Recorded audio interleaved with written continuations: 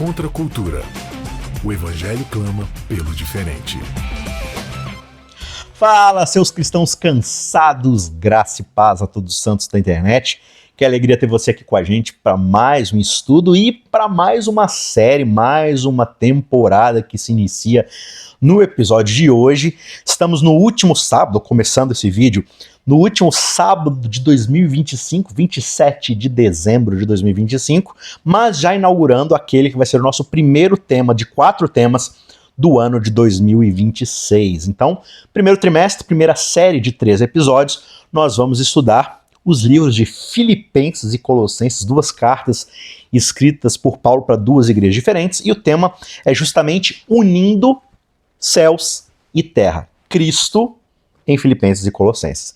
Então a gente vai ver um pouco sobre Jesus sendo apresentado com esse personagem que une céus e terra, o que isso tem a ver com a nossa missão, com o evangelho, com aquilo que nós somos e aquilo que nós devemos fazer aqui nessa terra para levar adiante aí essa missão, que é uma missão que começa lá atrás no Éden e que vai sendo redesenhada, readaptada, redirecionada e passa ali pelo povo de Israel, passa ali pelos patriarcas e vai seguindo, né, se desenvolvendo ali pela monarquia e tudo mais, desemboca em Jesus e Jesus então dá essa substância real, carnal, final, né, daquilo que realmente precisa ser feita, e é isso que a gente vai estudar um pouco aqui dentro do contexto dos livros de Filipenses e Colossenses, que eu chamo de livros aqui, porque são livros bíblicos. São cartas, né? São cartas, epístolas bem curtinhas. E aí, Leonide? Tudo certo. Eu fiquei com uma impressão aqui, uma dúvida. Então a gente vai estudar Filipenses e Colossenses. Exato. Então vou voltar para Gênesis, então. Exato. Começando então Gênesis 1, verso 1, né? Basicamente. Mas assim, aquela grande questão que a gente tem quando a gente aborda o Novo Testamento, né? Você tem os evangelhos que são basicamente assim, ó, como é que Jesus cumpre tudo aquilo que os profetas disseram. Os relatos da vida de Jesus, né? E quem é o primeiro profeta desses que fala? Ah, não sei, hein? Quem que foi? Moisés. Ixi, Maria. Que escreveu Gênesis. Exato, né? Que escreveu o Gênesis. Então começa lá com ele.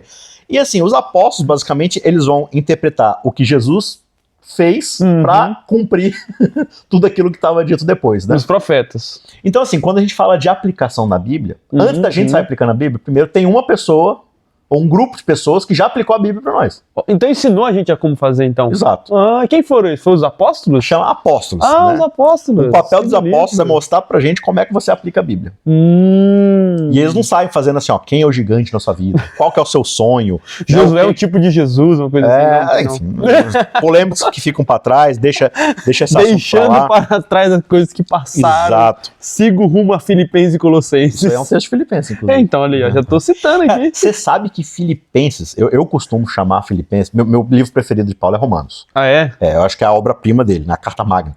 Mas Filipenses, eu costumo dizer que é o livro, a carta, onde você tem a maior quantidade de versos bonitos por verso quadrado. Por verso quadrado. Cara, Filipenses tem alguns dos melhores... Portanto, quero pensar... Tem, tipo... tem em voz o mesmo sentimento que eu vi com Jesus. É verdade. Tem. Assim, Filipenses é sensacional. E Colossenses ali para... Eu gosto de Colossenses, sabia? Colossenses é bacana. É bacana, legal. Tem um verso que eu gosto lá. Um verso, né? Agora, assim, é interessante que os livros ou cartas de Paulo, elas não têm necessariamente uma ordem específica, ou assim, uma característica que as faz estarem... Elas não são cronológicas. Você sabe que isso é legal, né? Por que os livros de Paulo foram organizados assim? E aí você termina com Hebreus sendo esse negócio. Porque é organizado por tamanho, sabia? É por tamanho. E aí, como Hebreus, existe uma discussão se foi Paulo ou não foi Paulo. Ela fica por último. Ele fica por último como sendo esse... se foi ou não foi, tá ali. Tá ali, mas ela não entra nesse cronograma. Mas você vai ver, Romanos é gigante. Exato. Aí Coríntios... Gigante, 16 capítulos, né? Pro Antigo Testamento isso aí é curto. Não, pra uma carta... não, pra uma carta pode ser grande. O Antigo Testamento é um livro, né? Com rolo ali, tipo, tem que se dividir em 2 rolos e tudo mais, né? Enfim, mas as cartas, elas estão muito mais associadas com os profetas menores ali do que... Né? De fato, então assim, Romanos, 16 capítulos, aí Coríntios um pouco menos, aí são 2 cartas e tal. Gálatas já é menor, tipo 6 e tal. Aí vai diminuindo. Filipenses tem 4, Colossenses 3. Filemon, então, nem tem capítulo. Filemon tem Filemon. Filemon. Qual o capítulo? Não, verso 15. Você só chama de verso, né? E tudo mais. Mas tem uma outra característica muito interessante desses 2 livros ou 2 cartas que a gente vai estudar, que essas duas cartas, elas estão dentro de uma coleção, dentro das cartas de Paulo, você tem um recorte menor ainda. Perfeito. Que são as cartas da prisão. Quando ele escreveu em Roma, não é verdade? Lá preso. Paulo escreve não só Filipenses e Colossenses, mas também Efésios e Filemão. Grande Filemão. Ele escreve pequeno, na verdade. Não é? O grande Filemão, pequena carta a Filemão. Isso. Ele escreve essas 4 cartas quando ele estava encarcerado em Roma. Porque ele foi preso várias vezes, solto, preso. E não só em Roma, né? Foi preso em outros lugares também, inclusive em Filipos. Inclusive Filipos, a gente vai falar sobre isso aqui um pouquinho. Inclusive tem uma confusão que o pessoal faz, né? Que é Paulo foi para Filipos, não para as Filipinas. Exato. Então Filipenses é sobre Filipos. Não é a carta de Paulo aos filipinos. Isso, não é isso.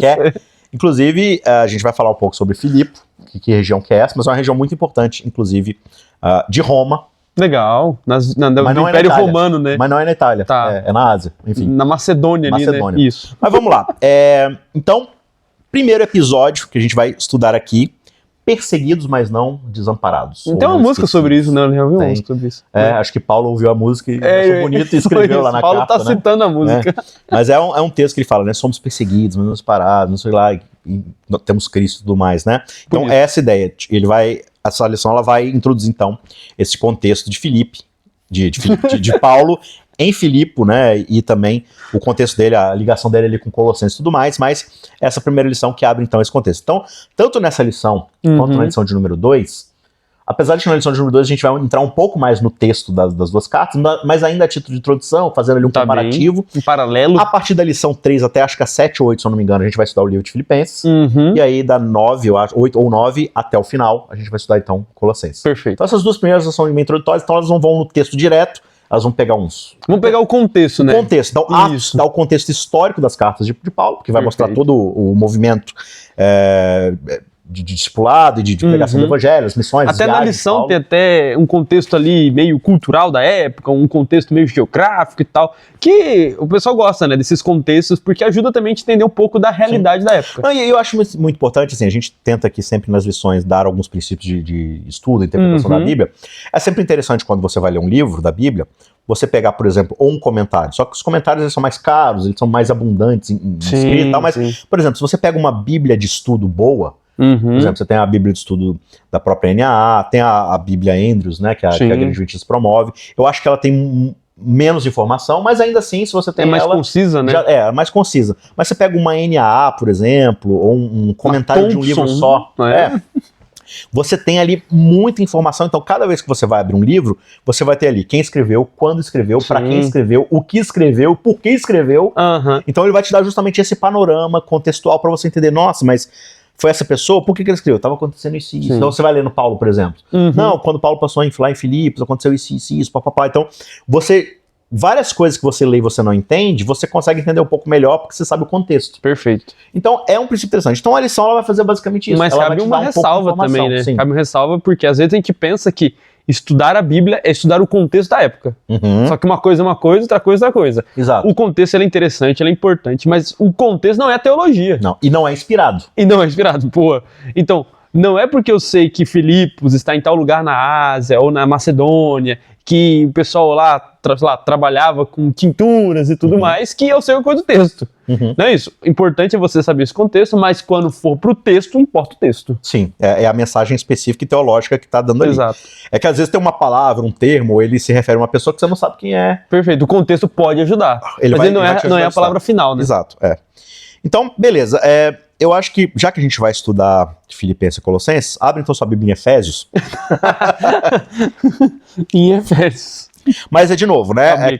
Efésios também é uma das cartas da prisão. Sim. E Efésios é maior, né? Ela é a primeira carta da prisão porque ela é maior do que Filipenses e Colossenses, né? Ela é um pouquinho maior.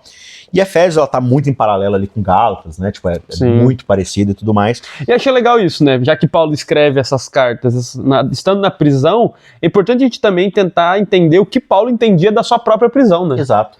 Porque pra gente ter esse panorama, né? Se Filipenses e Colossenses estão na prisão, como que Paulo enxergava a sua própria prisão ao escrever essas cartas? Então, Efésios, né, capítulo 3, verso 1, Paulo vai dar aqui uma declaração da sua prisão. Então lê pra gente aí. Diz assim, ó, Efésios 3, verso 1.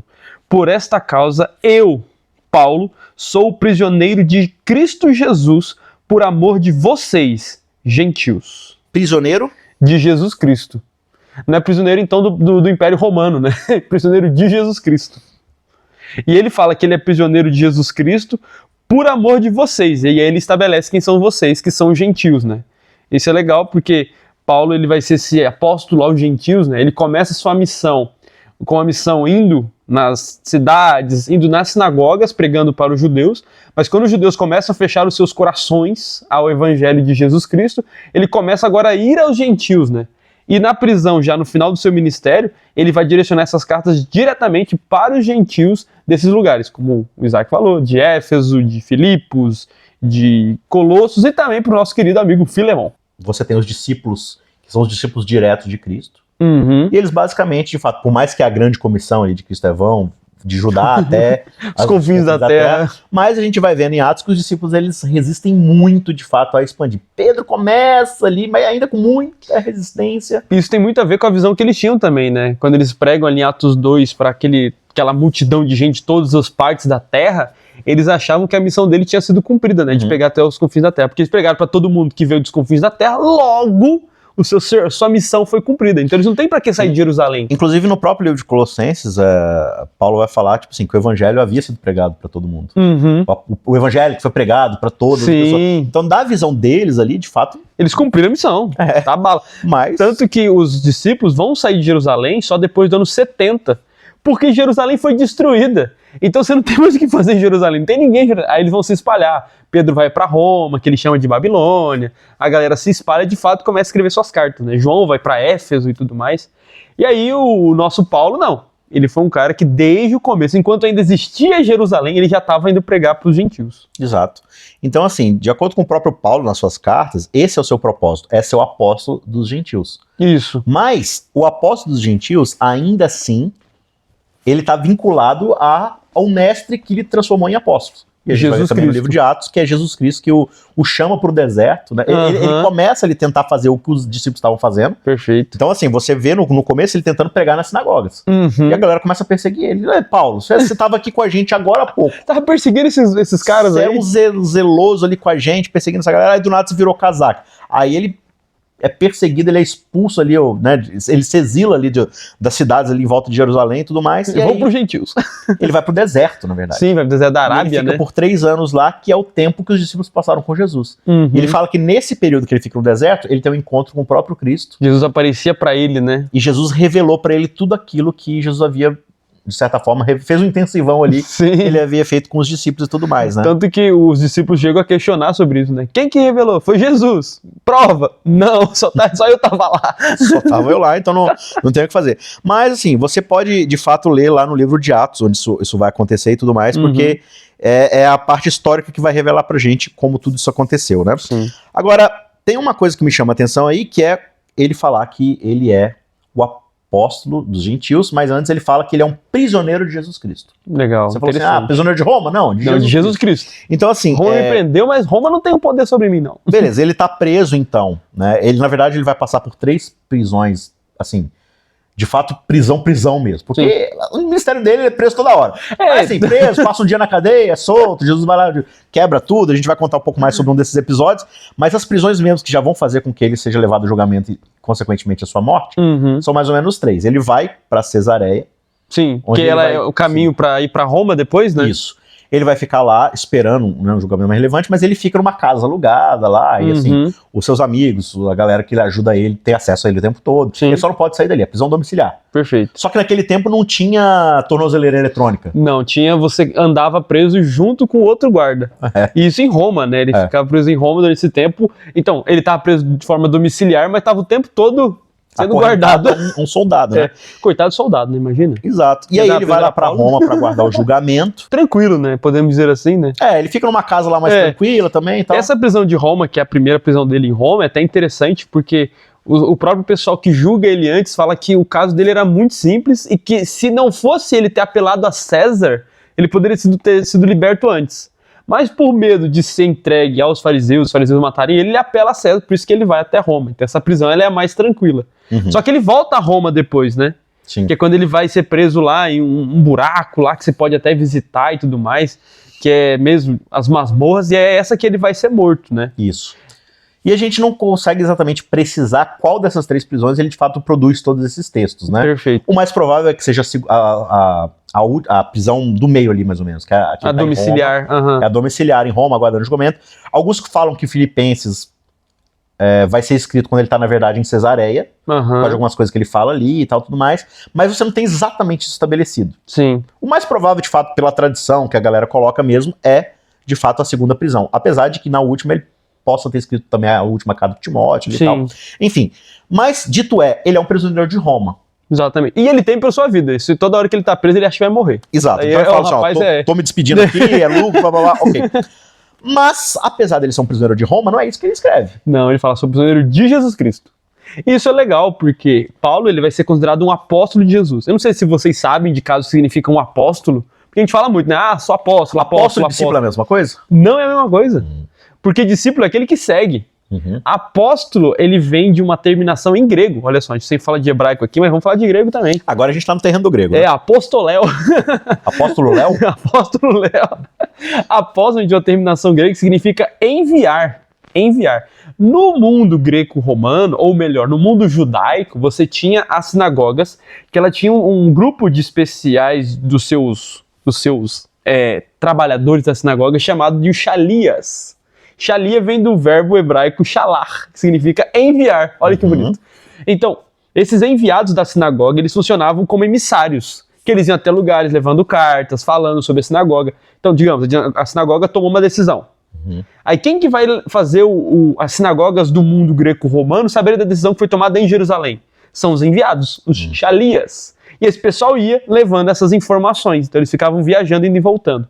Jesus, quando ele cumpre o seu ministério aqui, ele também vai ter os seus Shalias, que vão ser traduzidos para o grego como apóstolos, ou os enviados. Eis que os envio. Eis que os apostoléu, os apóstolos vocês, e eles iam então enviados para ser esses emissários de Jesus. Então os apóstolos são os emissários de Jesus, os enviados de Jesus. E Paulo é um apóstolo de Jesus, um enviado de Jesus, portanto também é um prisioneiro de Jesus. Então, o entendimento de Paulo é que ele está preso única e exclusivamente pelo propósito da pregação do evangelho. Exato. E o que ele vai falar muito nessas cartas é que essas próprias prisões, elas contribuem, olha só, as próprias prisões contribuem para que o evangelho vá até lugares que talvez não chegariam em condições normais, né? Tanto é que ele queria há muito tempo visitar Roma, e a primeira visita dele a Roma é preso, olha só. Por bem ou por mal, ele chegou em Roma. E lá ele deixa o seu legado, né? Exato. Agora, assim, quando ele menciona que ele é um prisioneiro de Jesus Cristo, ele está basicamente falando que ele é um prisioneiro por causa da pregação dele do evangelho ao apresentar Jesus Cristo para as pessoas. É por isso que ele está preso. Né? E quando Jesus ele inicia seu ministério, ele está chamando ali os seus enviados, os seus apóstolos. Os seus discípulos primeiro para aprenderem e para depois serem enviados. E tem um episódio muito curioso lá na carta de João, ou no evangelho de João, que é quando Jesus vai apresentar, ou ele vai convidar um dos seus discípulos ali, que é Natanael. Primeiro ele conversa com Filipe, né? Filipe, perfeito. Né? Não o Filipe de Filipe, que é o de Filipenses, não é esse. Não é esse Filipe, não é Filipos. Mas é o discípulo Filipe. Ele lá convence Filipe a segui-lo, Filipe, beleza. E Filipe vai buscar o Aí ele fala assim, agora traz um amigo. Traz um amigo. Cada um buscando um. Cada um salvando um, né? É quase um marketing multinível ali. Não, mas fica nos 12 só, beleza. Fala assim, ó, chama um amigo. Filipe, opa, tem um amigo, Natanael.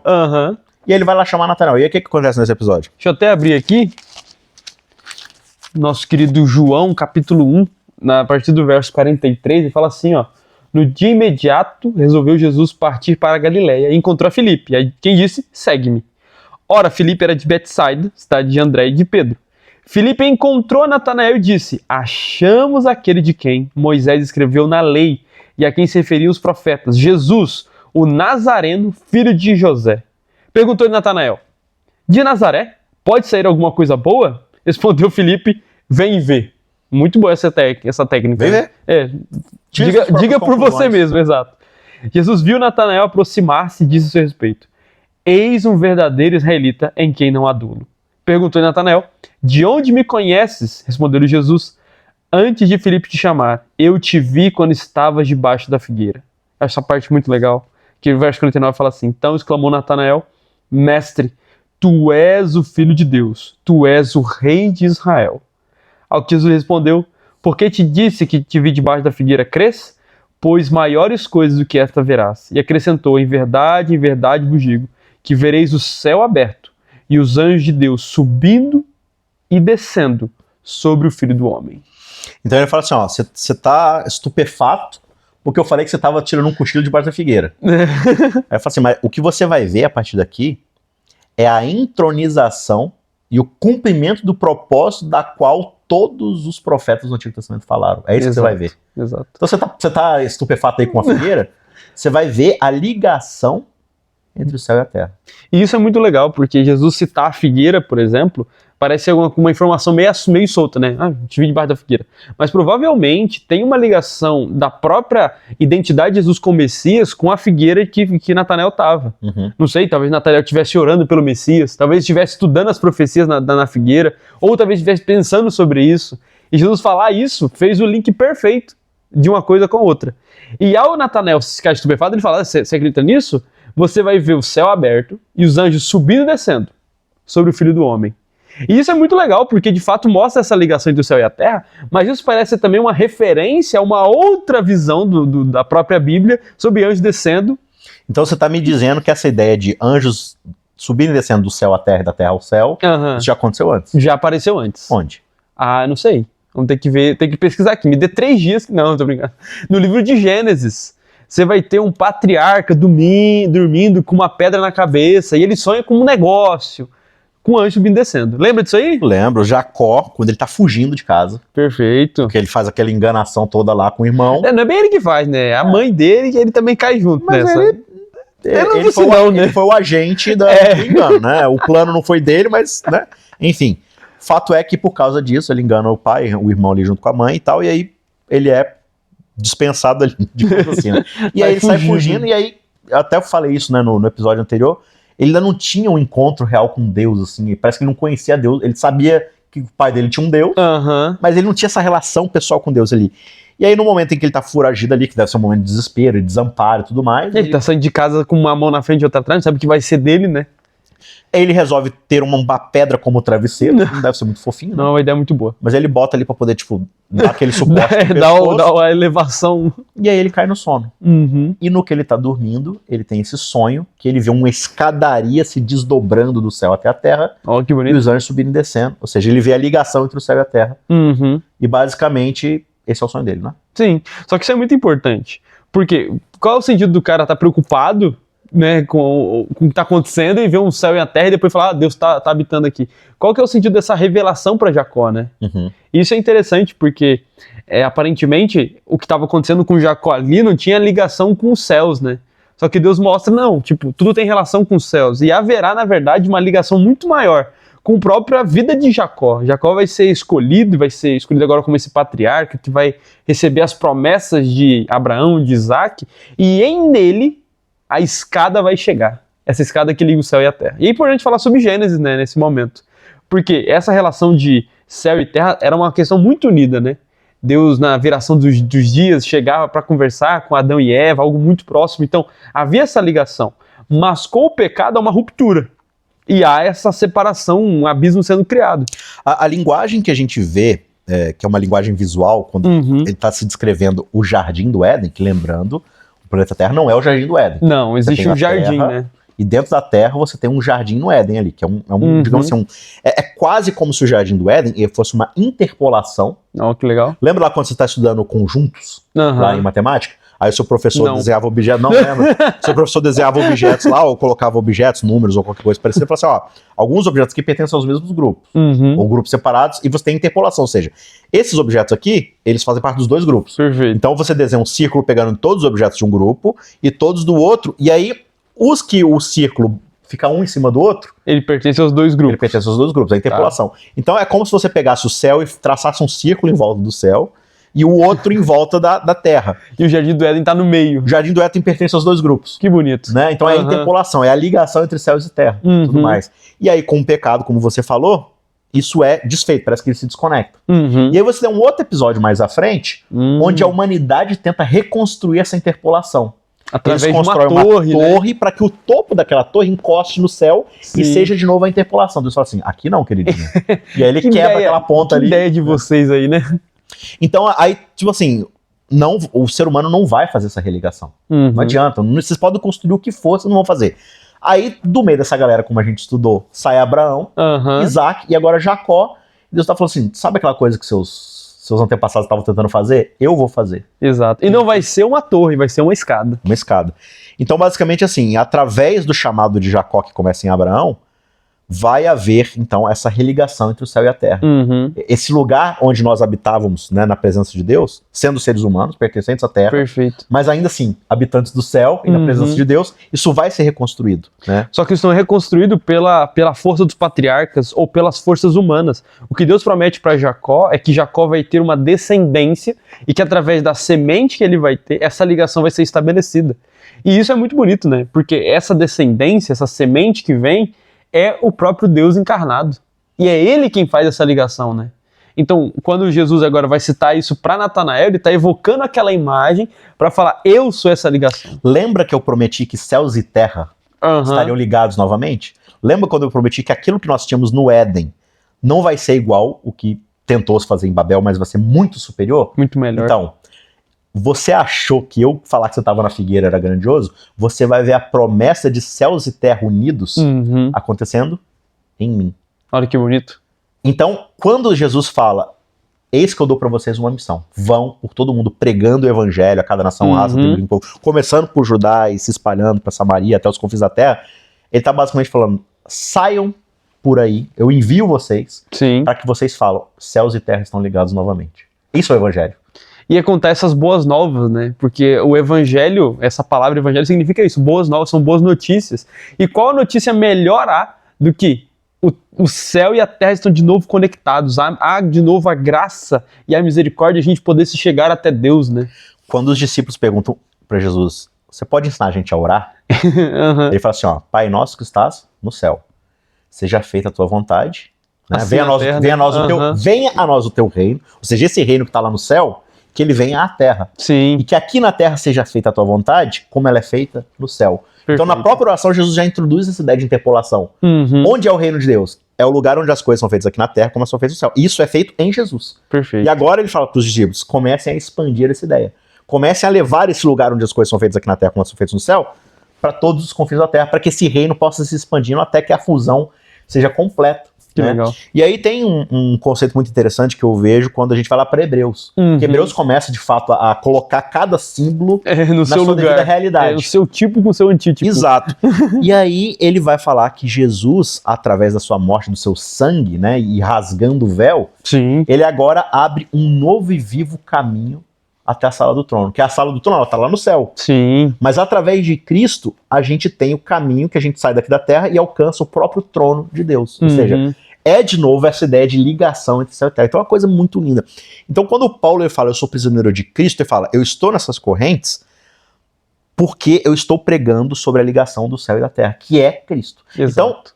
Então, não é nenhum absurdo, na verdade, esse acho que é todo o propósito, afirmar que toda e qualquer tentativa de Paulo de escrever uma carta é sempre de apresentar essa ligação, exato. Jesus Cristo. Se você vai ler Paulo e encontrar qualquer outra coisa que não seja Cristo, você está lendo Paulo errado. E ele, inclusive, fala isso em uma das cartas, né? Eu decidi saber entre vocês só Cristo e este crucificado, né? Exato. Então, assim, essa é a grande razão pela qual Paulo, no fim das contas, está preso, mas ainda assim, ele utiliza desse contexto de prisão para poder levar. E a prisão dele vem, de fato, porque ele está anunciando o nome de Cristo, né? Vem por conta que os fariseus começam a persegui-lo, a prendê-lo, vem porque ele prega o nome de Cristo, ele vai depois até o templo, esse é o outro rolê que acontece, ele vai ser preso por conta disso, mas tudo acontece por causa do nome de Jesus. E Jesus fala isso, né, nas bem-aventuranças, bem-aventurados quando forem perseguidos e maltratados e odiados pelo meu nome, né? E Paulo está sendo justamente essa pessoa que está sendo perseguida, maltratada, açoitado pelo nome de Jesus. Exato. Portanto, lá em Filipenses 4, né, que já é o finalzinho, ele fala um negócio muito importante que é, na verdade, o tom da carta. Da carta Filipenses, pelo menos. Ele fala o seguinte, alegrem-se sempre no Senhor. Outra vez eu digo, alegrem-se. E aí, esse é sempre o tom da carta de Filipenses, a alegria. Ela é chamada de carta da alegria, o que é irônico. Que ele tá preso. Porque ele tá preso. Então, como é que alguém que tá preso... E ele acha que vai morrer também. E acha que vai morrer. Então, como é que alguém que tá preso e acha que vai morrer pode falar pra todo mundo assim, alegrem-se. Né? Então, imagina assim, alegria é uma emoção. Sim. É um estado de emoção. Assim como tristeza. Uhum. Quando você chega no casamento de uma pessoa, então tá lá o noivo e a noiva. Tá bem. É o momento, teoricamente, De alegria. de um momento mais alegre para aquele casal. Então você vira pro noivo e pra noiva e fala assim, fica triste. Não vai funcionar. Como assim, ficar triste? Esse é o momento mais feliz da minha vida, né? Não sei o que. Então, assim, você num estado de emoção, você exigir da pessoa uma emoção contrária ao contexto daquele sentimento, não vai funcionar. Sim. E Paulo, que tá na cadeia, que teoricamente deveria ser o momento mais triste da vida de um ser humano, tá preso, fala assim, ó, fica feliz. Só que aí é o oposto, né? Porque a alegria de Paulo não está relacionada ao que ele está vivendo, às situações que apegam a ele, mas está muito mais envolvida aquilo que ele acredita que é a própria realidade. E o que ele está sofrendo e passando como é que ele fala, esse sofrimento temporário, ele cria um eterno peso de glória, né? Todo e qualquer sofrimento jamais pode ser comparado com aquilo que está preparado Exato. para aqueles que servem e amam a Deus, né? Então como que ele pode ficar triste? Se ele morrer, que é o lucro para ele, depois ele vai acordar e vai ter a eternidade toda, né? Exato. Então é esse convite que ele quer fazer com que o pessoal de Filipos ali possa de fato enxergar da mesma perspectiva que ele está tendo, né? Não sei se vocês acham que eu tô miserável, mas não fica, Paulo, a gente tá triste, tu tá em Filipos. Não, gente, fica alegre. Porque fica tranquilo. Se eu tô aqui é porque eu fiz uma coisa certa. Eu tava fazendo aquilo pela qual próprio Jesus me comissionou e me deu esse dom do apostolado e tudo mais, né? Agora, falando em Filipo, é a região ali onde Paulo vai plantar essa igreja. Então, assim, pra gente dar o contexto aqui, Paulo passa entre os filipenses, Filipo, e vai plantar essa igreja lá. A gente vai explicar como isso acontece. Em Colossenses isso não acontece. Paulo ele nunca foi para Colossenses? Nunca foi para Colosso. Para Colossos. Né? Ele não passa lá. Quem planta a igreja lá, provavelmente alguém que ouve o evangelho. Sim, tem o nome dele, inclusive, no livro de Colossenses, Filemão ali, tem o nome desse rapaz. Sim, ele vai aparecer ali. É alguém que ouviu o evangelho em algum outro canto, provavelmente lá em Efésios, em alguma região ali, e ele vai levar, então, o evangelho para lá. Tinha bastante judeus lá em Colosso, e aí ele vai plantar a igreja lá, mas Paulo... o tal do... Olha o nome do rapaz, é Epafras. Ou se é Epáfras aí, fica pra Epáfras, enfim. Esse rapaz que vai plantar a igreja lá, e Paulo ele vai escrever a carta pra lá. Isso. Porque, assim, Colossos tinha muita idolatria, muito problema, então eles estavam tendo muitos problemas lá dessa questão da relação com Deus, que é muito do que acontece em quase todas as cartas de Paulo, né? Tá passando pelo mundo greco-romano, você vai ver isso aí o tempo todo. Exato. Mas, voltando aqui pra Filipe, então, Filipe que fica na região da Macedônia. Olha só. Olha só, Macedônia não é a Itália. Não, é na Grécia, na verdade. Na Grécia. Né? Entendi. É perto. Inclusive, ali. Sabe uma pessoa famosa da Macedônia? É um rapaz que tem um chifre grande assim, que quebra. Alexandre Grande. Uma pessoa grande, né? Alexandre Grande. Alexandre da Macedônia. Né? O Império Grego começa na Macedônia. Que vai conquistar ali boa parte da Ásia. Perfeito. Né? Então a gente fala Império Macedônico ainda, né? Macedônico. Então é um pouquinho mais... Você tem a Itália aqui, você desce um pouco e vai indo pra direita. Tem umas ilhas lá. Então é mais pra lá e tal, as ilhas gregas e tudo mais. Então, Filipo é da região da Macedônia, não é da região da Itália. Perfeito. Da Sicília ali, Espanha. Por mais que tudo fizesse parte do Império Romano, né? Só que aí Roma vai expandindo seu território e acaba conquistando a grande parte da Macedônia, ali da Ásia, maior, menor, babá. Da qual o próprio Jerusalém no fim vai fazer parte, né? O próprio Judéia, né? vai acabar fazendo parte.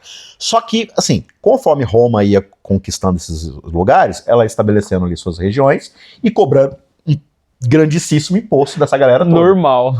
Vocês são nossos suzeranos, nossos vassalos, nossos suzeranos, vocês vão pagar imposto pra gente aqui e tudo mais e tal.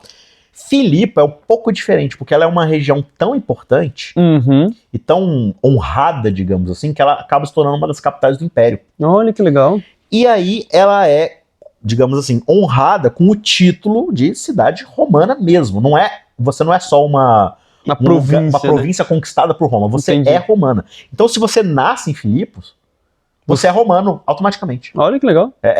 Realmente é uma embaixada, praticamente. É terreno romano. E aí eles não pagavam vários dos impostos que essas outras nações tinham que pagar para Roma e tudo mais. Aqui também tem informação, viu? Então, e Filipo era, assim, de fato uma região muito importante. Ela era central nas rotas comerciais. Portanto, ela era uma cidade riquíssima. Certo. Né? E, por outro lado também, como era um lugar de muita troca e muita informação, era também uma região multicultural. Com bastante idolatria, na verdade. Bastante idolatria também. Se falou Império Greco-Romano, você falou idolatria, né? Paulo quer ir pro gentio, vai ter que enfrentar isso. Você não tá mais falando com o judeu, né? Exatamente. E aí, lá em Filipe, Paulo ele vai chegar lá. Então, calma, Paulo foi pra Filipe, então. Paulo vai pra Filipe, então. Pra Filipe. Na verdade, esse episódio é até interessante, porque ele tá num outro lugar lá, e ele tá tentando decidir como é que ele vai seguir seu ministério. Ele tenta ir pros locais, eu lembro isso aí, né? Que tenta ir pros locais e o espírito bloqueia ele, né? Fala, vai que não. Aí ele tem um sonho com um rapaz que fala, da Macedônia. O rapaz fala assim, não, a gente precisa que você venha aqui pregar. Passa pra cá, né? Vem pra cá, né? Cola aqui com nós. Aí ele acorda e fala assim, vamos pra lá. Bora. Da onde tirou essa ideia, né, Paulo? Eu sonhei com isso. Acordei aqui. Aí vai lá, chama Silas, bora pra lá. E aí ele vai então pra Macedônia, e aí ele estabelece sua base em Filipe. Por que estabelece sua base em Filipe? Uma cidade importante, né? Uma cidade importante, uma cidade básica ali, tipo assim, centralizada, né? Então todo mundo que vai de um lugar pro outro passa por ali. Perfeito. Uma rota comercial muito importante. Aí ele chega lá, começa a fazer aquilo que ele fazia, né? Pregar. E como Filipe é, então, uma região muito rica, de muito comércio, Paulo começa a se estabelecer por ali, né? Seu ministério, começa a pregar ali e tal. E ele vai conhecer uma mulher ali, muito rica, uma comerciante, que era uma fabricante de tecidos especiais, que eram tecidos púrpura. Olha Por que o púrpura era especial? Porque é uma cor diferente, né? Não só diferente, mas muito difícil de fazer. É verdade. Você tinha que mergulhar grandes profundidades no mar para poder alcançar ali os bichinhos, as algas, os negócios assim, que gerava essa tonalidade. Então, assim, um monte de gente morria no meio do processo, era bem difícil pra ir e tal. Por isso, assim, quanto mais raro, mais caro. Sim. Tanto que quando você vai ver as roupas imperiais, ou da nobreza, era tudo púrpura. Tudo essas cores mais raras, né? Porque, assim, meu amigo, classe média, você jamais vai se de púrpura. Quanto mais difícil, mais caro é, logo mais difícil de você de pagar, né? Eu, por exemplo, não teria nenhuma roupa púrpura. Vejo quem está do meu lado, tem uma roupa parecida com púrpura. Também conhecido como vinho, né? Bordeaux, né? Enfim, hoje já não é tanto caso. Você tem como sintetizar esse tipo de cor, então você consegue comprar esse casaco por R$19,90, né? Na loja baratinha, na Torra, que é roupa barata. Enfim, seja como for, ele vai conhecer essa mulher lá. Mas tem um outro episódio muito interessante que acontece lá. Então veja, a gente já estabeleceu uma das primeiras lideranças da igreja. Essa mulher ela é tão rica que ela vai financiar o ministério de Paulo. Não só ela vai financiar a igreja ali em Filipenses, mas ela vai financiar o ministério de Paulo para as outras regiões ao longo das suas missões. Ela é muito de fato rica. Então essa é uma liderança.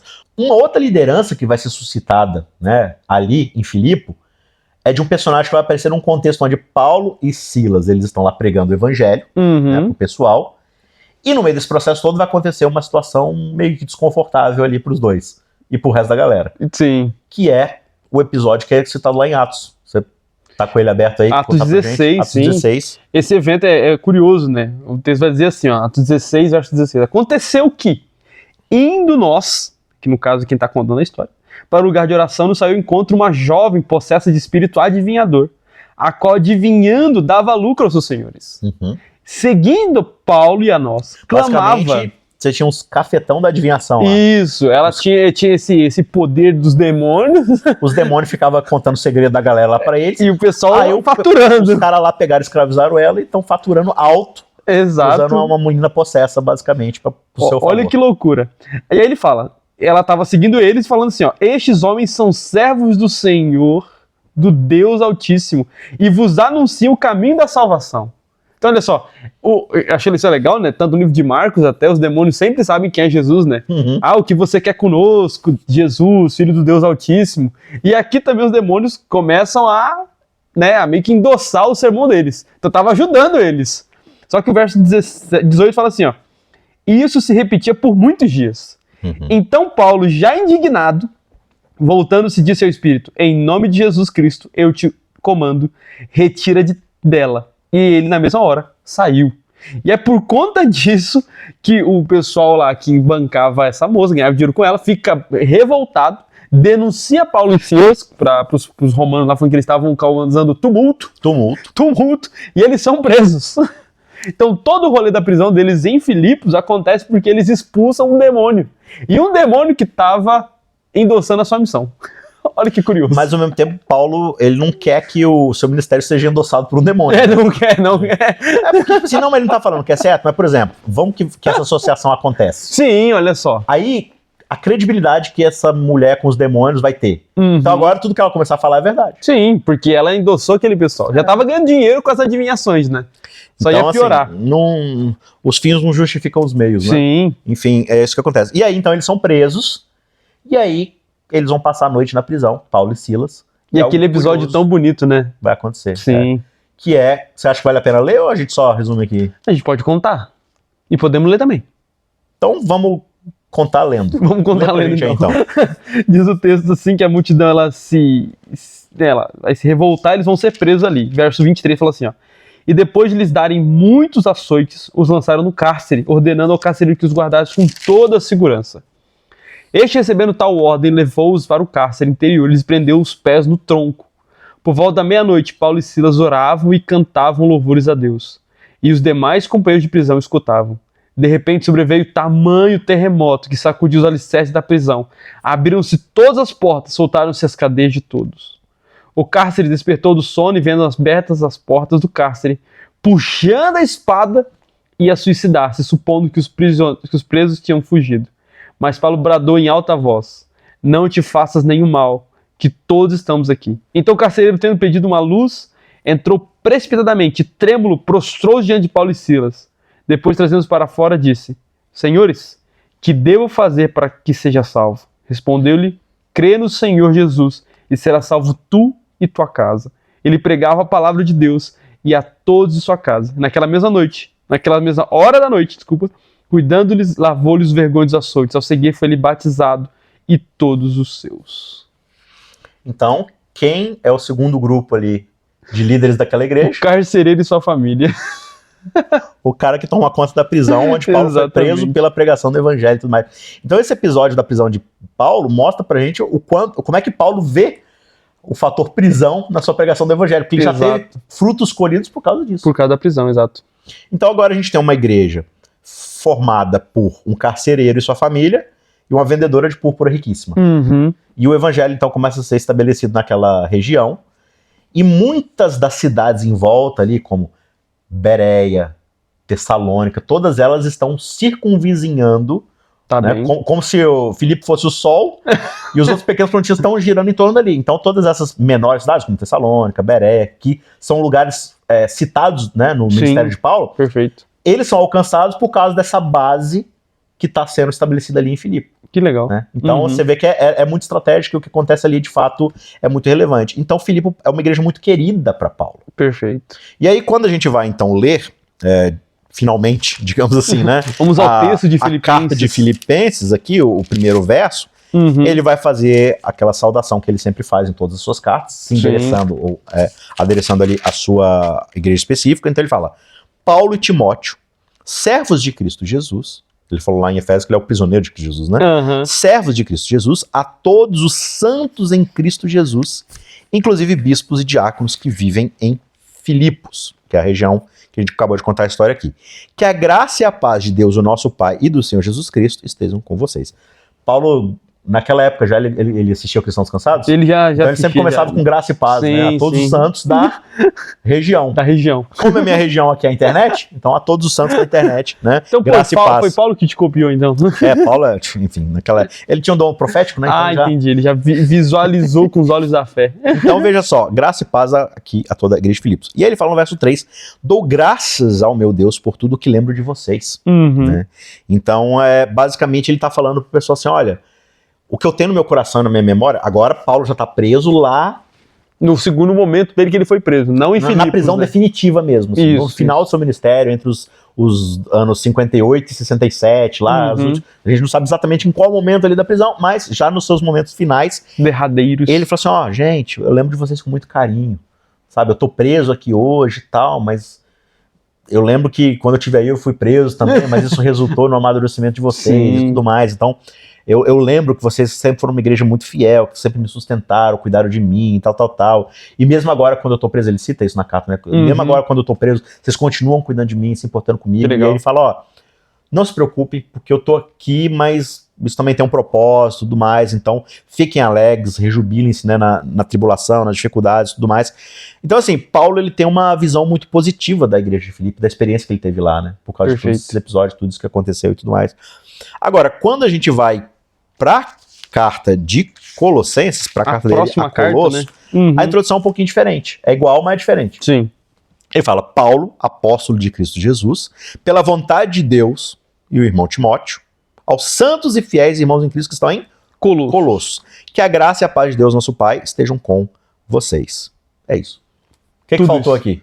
Qual a diferença lá com o Filipe? Faltou dizer que ele se lembra deles. Mas por que não se lembra deles? Porque ele não conhece eles. Não conhece eles. Ele nunca esteve lá. E é legal isso, né? Como essas duas cartas diferem um pouco disso, de um pessoal que Paulo esteve junto e ele que lançou o alicerce dessa igreja, e uma outra igreja que ele não conheceu, mas que mesmo assim ouviram falar dele, né? E que ele ouviu falar deles. É o verso 3, ó. Damos sempre graças a Deus, Pai de nosso Senhor Jesus Cristo, quando oramos por vocês, desde que ouvimos da fé que vocês têm em Cristo Jesus e do amor que vocês têm por todos os santos, por causa da esperança que está guardada para vocês nos céus.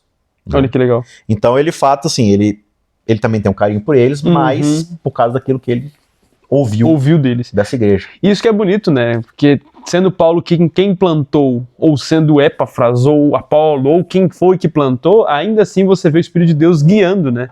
Eu acho isso muito legal, porque o livro de Atos, começa a ler o livro de Atos, tá escrito lá no título, né? Atos dos Apóstolos. Mas na verdade esse título nem é o título certo, sabia? Deveria ser Atos do Espírito Santo, porque é ele quem atua através dos apóstolos, através dos discípulos, da igreja, através até dos povos gentios de outras regiões. É ele quem sempre está atuando. E não importa se Paulo esteve lá plantando ou não, o Espírito tem que deu o crescimento, né? E quem revelou essa ligação entre o céu e a terra que é tão importante, que esses dois livros vão falar sobre, né? Exato. Então assim, no fim, seja para um pessoal que ele conheceu e amou e conviveu e foi suportado ali e tudo mais, seja para um pessoal que ele nunca conheceu, mas que ele sempre ouviu falar, Paulo tinha muito certo no coração dele que tudo que ele estava passando era pelo bem e pelo amor dessas pessoas. Exato. E que ele estava disposto, ele fala isso lá em Corinto, pra carta aos Coríntios e tudo mais, ele fala, tipo, para mim um dos maiores privilégios é carregar no meu corpo as marcas do sofrimento de Cristo. Porque assim, Jesus ele vai falar para os seus apóstolos o seguinte, né? Ó, quando o pessoal começar a perseguir vocês, não é para vocês ficarem desesperados e tudo mais, não. Porque, tipo assim, se eles me perseguiram, que eu sou o Senhor de vocês, muito mais vocês, né? Então, tipo assim, tenham como alegria, Paulo vai falar, ter essa oportunidade de sofrer por Cristo. Sim. Pedro também vai falar algo muito similar. Agora, quando o próprio Jesus, ele tá inaugurando o seu sermão, ele fala isso, lá nas bem-aventuranças. Ele fala, olha, considere motivo de muita alegria quando as pessoas começarem a perseguir vocês, por causa do meu nome. Né? Exato. Tipo assim, tenham muita alegria, porque foi por causa disso que eles perseguiram os profetas lá atrás. Tudo mais. Então Paulo falou assim, peraí, quando eu olho para a história dos santos em Deus, em Jesus Cristo, todos eles foram perseguidos quando eles estavam pregando a verdade. E aqueles que tiveram sucesso, entre aspas, assim, que se deram bem, que prosperaram, foram os caras que falavam que o rei queria ouvir. Que foram coniventes com os erros dos reis, ficaram lá só massageando o ego. Os discípulos começaram a pregar aquilo que é o evangelho de Jesus Cristo, começaram a ser perseguidos também, morreram e tudo mais. Paulo falou assim, peraí, eu tô sendo perseguido por isso? Tem que me alegrar. Quando eu tava enriquecendo e ganhando posição e tudo mais, talvez não enriquecendo no sentido pejorativo, mas tipo assim, quando eu tava num status legal, eu tava onde? Perseguindo os cristãos. Exato. Eu tinha status, né? Eu era reconhecido pela minha comunidade. Sim, eu tava crescendo, né? Então, tava crescendo. Tava crescendo assim, em termos de status social e tudo mais. Era um momento em que eu estava indo contra eles. Aí que Jesus apareceu e falou assim: por que você tá me perseguindo? E a partir do momento que eu comecei a fazer a vontade dele, tudo começou a dar de errado. Perseguidor a perseguido, né? E quando que ele tava mais feliz nesse rolê todo, né? O momento em que ele fala, fiquem alegres, fiquem felizes, é quando ele tá sendo perseguido. E o que ele vai dizer em Filipenses estou sendo perseguido, mas não estou desamparado. Por quê? Porque eu... Acho que isso é importante pra gente também, né? Porque às vezes a gente já falou disso nas lições passadas, sobre quando a gente às vezes enxerga essa relação de causa e efeito. Fui amaldiçoado porque eu não tô sendo fiel, fui fiel e não tô sendo abençoado, cadê e tal. E você percebe olhando pra Paulo que, na verdade, o sofrimento também é uma escola, né? E não só uma escola, mas também é motivo de alegria. Porque muitas vezes, ao pregar o evangelho, a gente vai passar também por provas. Tá vendo, na sociedade hoje não seremos perseguidos e açoitados e decapitados como foi Paulo, mas no futuro talvez sim. Mas muito mais, que o nome de Cristo ele tem que ser pregado, tem que ser levado à frente, né? O amor que Paulo tinha pelo evangelho, muitas vezes não é nem metade do nosso amor pelo evangelho, né? A gente deveria olhar para Paulo de fato como esse professor e enxergar as alegrias dele pra gente amar mais o evangelho, né? Agora, acho que para concluir, eu queria só enfatizar um outro ponto que eu acho muito relevante, e assim, a gente vai continuar falando um pouco mais sobre Filipenses e Colossenses dentro dos seus devidos contextos. Espero, né? Esperamos, né? Que a gente fique dentro do texto. Mas uma coisa me chama muita atenção, e a gente viu isso nas duas introduções das cartas, e a gente vai ver isso também em todas as cartas. Perfeito. Que Paulo sempre começa assim, graça e paz a todos os santos. Da internet. Mas também de todas as regiões que eu estou escrevendo aqui, né? E é interessante que, assim, quando a gente fala santo, a gente tem uma cosmovisão muito católica. Sim, que o santo é o perfeito imaculado, já alcançou a perfeição. A ponto dele virar uma referência espiritual para todas as outras pessoas. E ele, essa intermediação que existe entre o céu e a terra, é feito ele pelo é tão santo. perfeito e santo que ele é capaz de intermediá-la. Então, se você precisa de um favor divino, você vai até um santo que você conhece e tudo mais. Parece que o caminho não foi aberto até o trono de Deus, né? Não, tem que ir pelos santos. Pelo intermediador. Exato. Só que Paulo, não importa, assim, é interessante, ele vai falar com Corinto. Fala, ô, seus corintianos, já começa errado por aí, é corintiano. O Corinthians. Né? Já falam com os corintianos. Corintiano, enfim, você sabe que não dá muito certo. Mas assim, é uma igreja cheia de problemas, cheia de pecado, cheia de defeito. Tem nego lá dormindo com a própria mãe, e os outros lá com idolatria, misturando. O negócio tá terrível. Vai falar com os Gálatas. Os Gálatas abandonaram o evangelho, já estão fazendo circuncisão, não sei quem, babá. Os caras são tudo errado, não importa quase qual carta ele escreve. E ele sempre começa a falar assim, estou escrevendo para vocês santos. Por que eles são santos? Por que a Bíblia, por que os apóstolos vão chamar essas pessoas de santos, sendo que são pessoas falhas, cheias de defeitos? Por quê? Então, claramente, Paulo não sabia para quem estava escrevendo.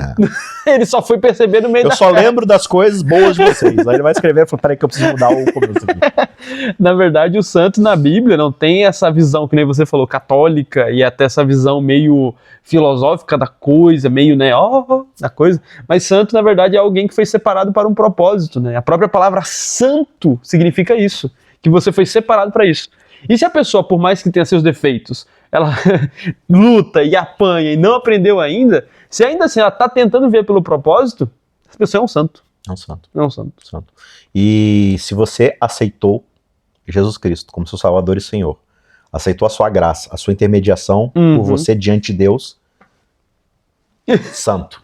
E tanto é que quando aquele rapaz do cárcere pergunta o que eu tenho que fazer para ser salvo, ele fala, crê em Jesus e será salvo tu e tua casa. Santo. O que eu preciso fazer para abandonar essa minha vida de pecado e ser considerado um santo? Amém. Creia. Você é um santo. Exato. Paulo não fala assim, você precisa viver uma vida irrepreensível, você precisa conquistar uma relevância na sua comunidade, você precisa morrer, realizar 2 milagres mesmo estando morto, Exato. ser reconhecido pela alta liderança, pela relevância dos seus atos, tendo esses 2 milagres, serás santo. Ok, você é santo. Não. Aceitou Jesus Cristo, santo. Né? E tem outra, né, que a gente também tem na Bíblia esse processo de santificação, né, que aí é uma questão de preparação, né, então tipo, você tá nessa caminhada para se santificar cada vez mais, só que o cada vez mais é o ponto, né, se você tá no começo da caminhada, ou se você já tá mais adiantado na caminhada, porque no fim da caminhada ninguém tá, ainda assim você tá no processo, está no processo e é você ser um santo. Tá tudo escuro, tá de noite. Tudo escuro. Aí, assim, o sol quase não saiu ainda, mas você já vê umas frestinhas de luz. É dia ou é noite? Tá de dia já. É de dia. Tá amanhecendo. Então, mas tá meio... Mas já é dia, já, né? E meio-dia o sol tá a pino, tá tudo claríssimo, o sol torando na sua cabeça. É dia ou é noite? E é dia. É dia, mas no comecinho também é dia. Também é dia. Mas tá clareando cada vez mais. Não, mas tem um pessoal que quando você dá bom dia à tarde, fala, não, é boa tarde. Mas tarde também não é noite. Não, é tarde, mas é dia ainda. É tudo dia. Tudo dia. Mas tá cada vez mais claro. Por isso que lá ele fala, a vereda do justo é como a luz da aurora, que vai brilhando cada vez mais até ser o dia pleno, o dia perfeito e tudo mais. Mas é dia. É a mesma coisa a santidade. Você vai cada vez mais, mas você é santo. Deus já te separou, porque a santidade tem a ver com ele ter chegado em você. Exato. Né? E te tocado e te alcançado e tudo mais.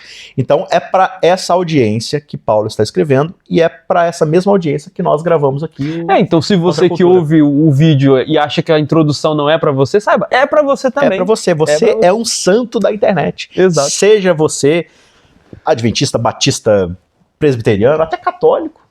Ou se você não vai para a igreja também. Não, se você todos são nossos irmãos. Se você reconhece Jesus Cristo como seu Senhor e Salvador, santo, tá? Sabe que você é santo, você é um filho querido de Deus e Deus te ama.